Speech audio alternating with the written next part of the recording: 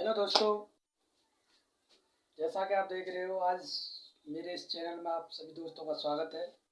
दोस्तों बहुत दिन से हमने क्लास नहीं ली थी क्योंकि मैं कुछ दिन के लिए आगरा चला गया था, तो इस दिन से मैं क्लास नहीं ले पाया। तो दोस्तों आज आपकी रेगुलर क्लास चलेंगी आज से, ठीक है। दोस्तों आज हम बात करते हैं कि आपको पता होगा फरवरी में पेपर हैं आप यूपी बोर्ड वालों के। तो हम आज से हम हाई स्कूल वालों की बहुत डिमांड आ रही थी कि सर हमको त्रिभुज पढ़ाइए। तो दोस्तों आज से हम त्रिभुज स्टार्ट करते हैं हाई स्कूल वालों के लिए, ठीक है दोस्तों। तो आज हम त्रिभुज स्टार्ट करते हैं, तो हम देखते हैं त्रिभुज के बारे में क्या क्या होता है त्रिभुज, ठीक है दोस्तों। तो हम देखें त्रिभुज के बारे में। त्रिभुज दोस्तों आप समझ रहे होंगे, त्रिभुज का मैं पूरी बात मैं खोल के देखूंगा। त्रिभुज का मतलब होता है त्रि प्लस भुज। त्रि का मतलब होता है तीन, भुज का मतलब होता है भुजा, ठीक है दोस्तों। तीन भुजाओं से घिरी हुई आकृति क्या कहलाती है? त्रिभुज कहलाती है, ठीक है दोस्तों। इसमें बात करता हूँ कि एक रेखा ये मेरे पास एक भुजा है जिसे हम रेखाखंड कहेंगे, ठीक है। मैंने कहा ये एक रेखाखंड है और एक रेखाखंड ये रहा और एक रेखाखंड ये रहा। तीन रेखाखंडों से घिरी आकृति क्या कहलाती है दोस्तों? त्रिभुज कहलाती है। मैं इसे नाम देता हूँ ए बी सी, ठीक है दोस्तों। और इसे नाम दे देता हूँ मैं 4 5 6। 4 5 6 मैंने कहा ये 4 सेंटीमीटर की है और ये 5 सेंटीमीटर की है और ये 6 सेंटीमीटर की है। तो ये क्या है दोस्तों? त्रिभुज है। तो इसमें तीन भुजा दिए और ये तीन भुजा दिए तो इसके संगत कोण भी दिए होंगे, ठीक है दोस्तों। तो मैं कह सकता हूँ तीन भुजा तथा उसके संगत कोण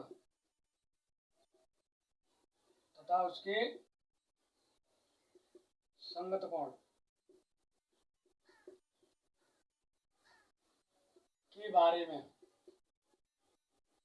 बारे में चर्चा करेंगे दोस्तों, ठीक है। तीन भुजा और उसके संगत कोणों के बारे में चर्चा करेंगे। तो इसका मतलब ये होता है। तो हम बात कर ले दोस्तों, एक त्रिभुज क्या है आपका? एक बहुभुज है। ये क्या है? बहुभुज। बहुभुज का मतलब होता है पॉलीगन, इंग्लिश में कहते हैं इसे पॉलीगन, ठीक है दोस्तों। इसे यहाँ से मिटा देता हूँ। पॉलीगन का मतलब क्या आता है दोस्तों? पॉलीगन का मतलब होता है तीन या तीन से अधिक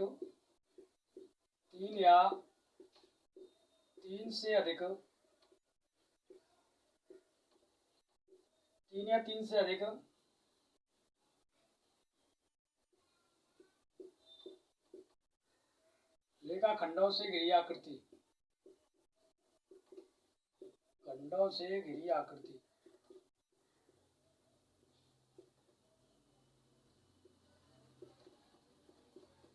खंडों से घिरी हुई आकृति, ठीक है दोस्तों। तो आपकी क्या कहलाएगी? तीन या तीन से अधिक रेखाखंडों से घिरी हुई आकृति आपकी बहुभुज कहलाएगी। ये भी क्या है? हमारा त्रिभुज का एक बहुभुज है। इसमें क्या होती है? तीन रेखा होती है, इसमें तीन रेखाखंड होते हैं। और इसमें बात कर लूँ आपका जैसे चतुर्भुज है, चार भुजा होती है इसमें, ये भी आपका पॉलीगन है। और मैं बात कर लूँ पंचभुज की, बात कर लूँ पंचभुज, ये भी दोस्तों क्या है? ये भी हमारा बहुभुज है, ठीक है दोस्तों। ये तो हो गई त्रिभुज की बात। अब हम बात करते हैं दोस्तों त्रिभुज। तो इसके अंतर्गत क्या होगा दोस्तों? इसके अंतर्गत जो हम पढ़ेंगे, तो इसके अंतर्गत पढ़ेंगे समरूपता। क्या आती है इसके अंतर्गत? समरूपता। तो इससे पहले हम जान लेते हैं दोस्तों सर्वांग समता क्या होती है। सर्वांग समता, क्योंकि आपने 9th में पढ़ा होगा सर्वांग समता कनकरेंसी। क्या कहते हैं दोस्तों इसे? कनकरेंसी,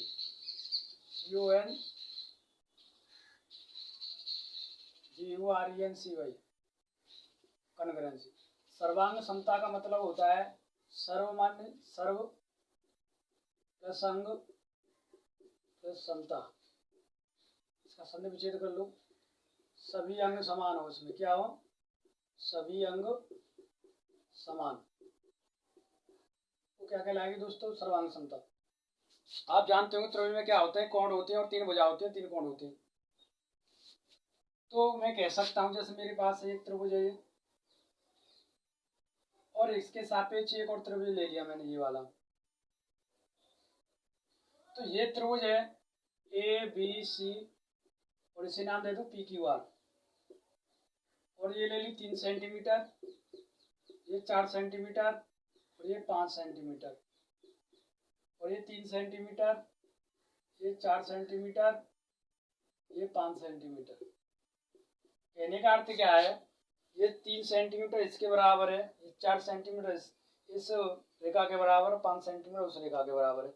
कहने का अर्थ क्या है, मैं इस त्रिभुज को इसके ऊपर रख दूंगा तो दूसरी आकृति को पूरी तरह से कवर कर ले। कहने का अर्थ क्या है, सर्वांग समता का मतलब यह है कि एक आकृति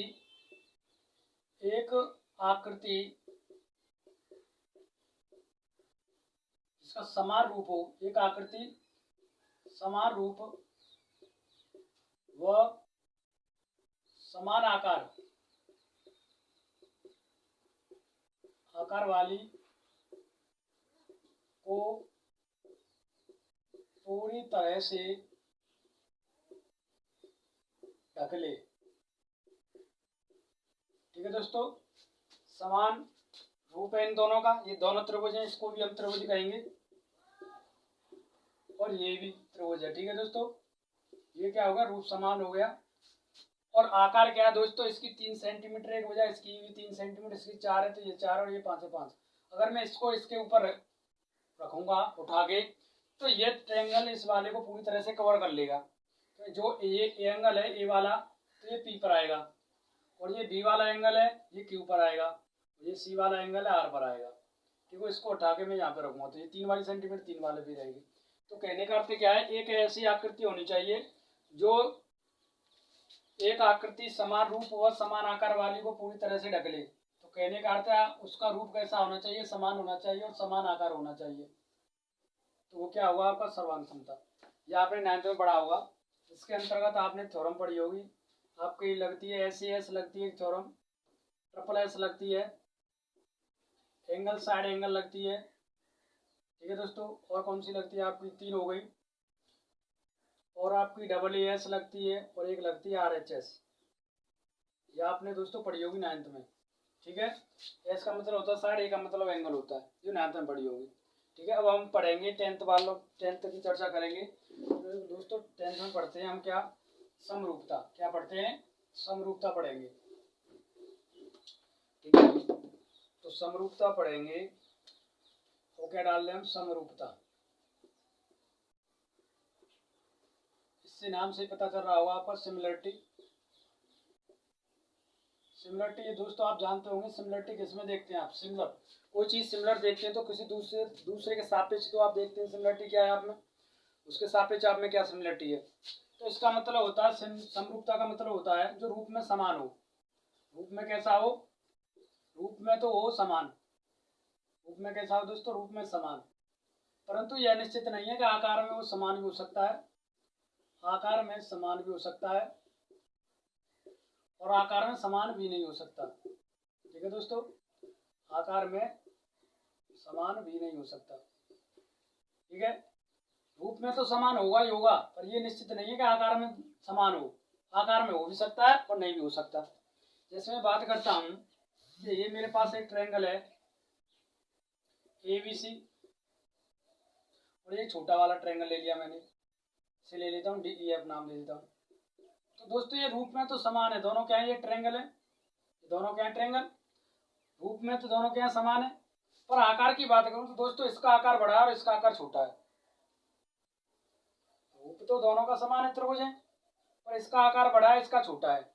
तो ये भी क्या होगी दोस्तों आपकी समरूपता। मैंने क्या कहा था, रूप में तो समान होगा दोनों में, पर आकार में समान होना निश्चित नहीं है कि आकार में भी समान हो।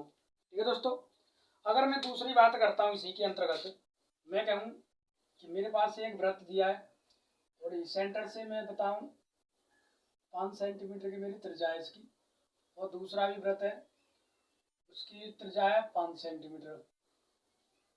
ठीक है दोस्तों, तो इन दोनों का क्या है, इन दोनों का रूप में देखूं तो ये दोनों क्या है दोस्तों, वृत्त है। रूप की बात करूं तो ये दोनों क्या है, वृत्त है। पर आकार की बात करूं दोस्तों, आकार में भी क्या है, ये दोनों समान है, आकार में भी क्या है, दोनों समान, ये भी 5 सेंटीमीटर ये भी 5 सेंटीमीटर। वृत्त के अंदर हमें किससे पता चलता है, वृत्त के आकार का त्रिज्या से पता चलता है। तो त्रिज्या दोनों की बराबर है तो आकार भी समान है और रूप भी बराबर है, तो हम दोनों चीज कह सकते हैं। इसमें क्या था, इसमें रूप समान था और आकार समान नहीं था। ठीक है दोस्तों,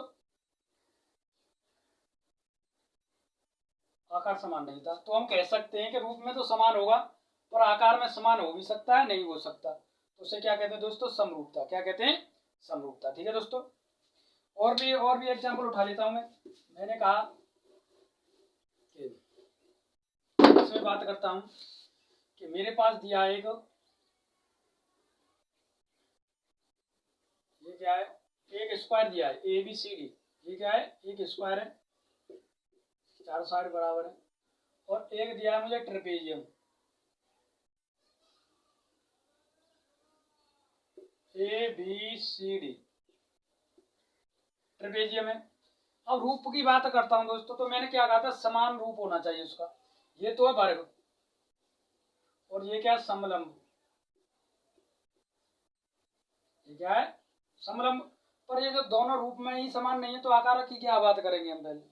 अगर ये रूप में समान होता तो हम आकार में देख सकते थे, और ये रूप में ही समान नहीं है तो दोस्तों ये क्या, समरूपता नहीं होगी, दोनों की समरूपता नहीं होगी।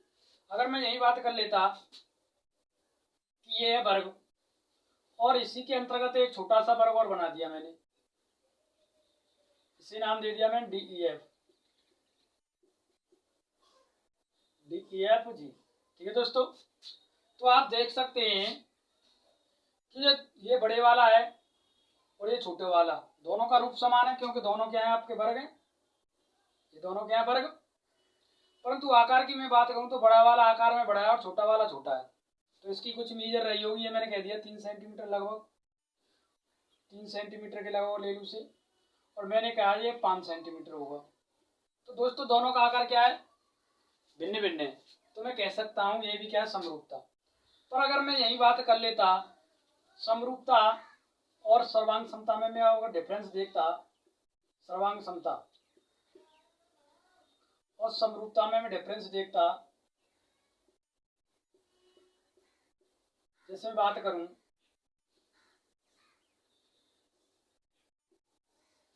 अगर मैं बात करूं यहीं पर कि दोस्तों बताइए कि मेरे पास दिया है क्या, मैंने कहा एक मेरे पास है ट्रायंगल है, ये बड़े वाला और एक छोटा वाला है। ठीक है, क्या ये दोनों सर्वांग समता होंगे, नहीं होंगे, क्योंकि मैंने कहा था एक आकृति दूसरी को पूरी तरह कवर कर ले। अगर इस आकृति को मैं इस पर रखूंगा तो इसे आकृति को ये कवर कर लेगी, पर इस आकृति को मैं इस पर रखूंगा तो इसे कवर नहीं कर पाएगी, तो ये क्या है दोस्तों, ये सर्वांग समता नहीं होगी। पर अगर मैं सिमिलर की बात करूं तो रूप दोनों में समान है पर आकार समान नहीं है, ये क्या होगा, समरूपता होगी। अगर मैं दोस्तों यहीं पर बात कर लूँ दूसरी कंडीशन, ये पहली कंडीशन है, अगर मैं दूसरी कंडीशन की बात कर लूँ कि मेरे पास दिया है एक वृत्त है और दूसरा वृत्त ये मेरा 4 सेंटीमीटर की है त्रिज्या, इसमें भी 4 सेंटीमीटर की है।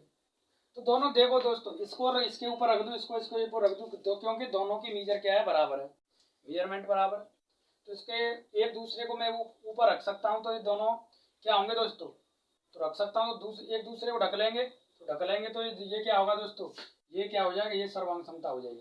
क्या हो जाएगी, सर्वांग समता।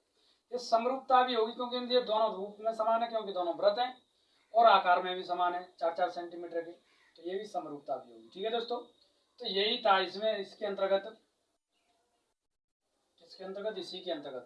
त्रिभुज के अंतर्गत इंट्रोडक्शन में यही था कि त्रिभुज क्या होता है, क्लास 10th के बारे में, चैप्टर 6 के बारे में।